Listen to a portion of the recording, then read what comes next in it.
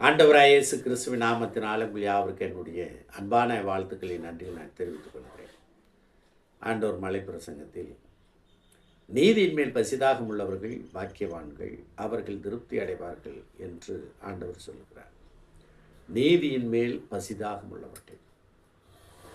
மத்தேயு 3:15 வசனத்தில் இயேசு அவனுக்கு பிரதியுத்தரமாக, இப்பொழுது இடம் கொடு, இப்படி எல்லா நீதியையும் நிறைவேற்றுவது நமக்கு ஏற்றதாக இருக்கிறது என்றார். அப்பொழுது அவருக்கு இடம் கொடுத்தான் என்று நாம் வாசிக்கிறோம்.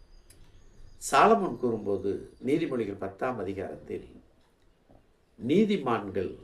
நீதிமான்களை பசியினால் வருந்த விடார், நீதிமான்களின் சிரசின் மேல் ஆசீர்வாதம் தங்கும்,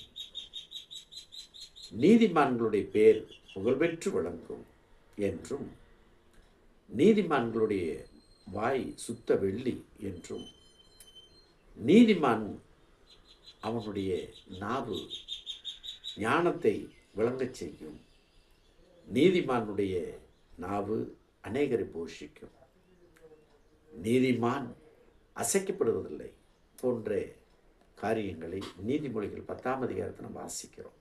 எனவே தேவனுடைய சமூகத்தில் நாம் ஒவ்வொருவரும் நீதிமான்களாக நடந்து அதை தொடருவோம். தேவனுக்கு நாம் நன்றி சொல்லுவோம்.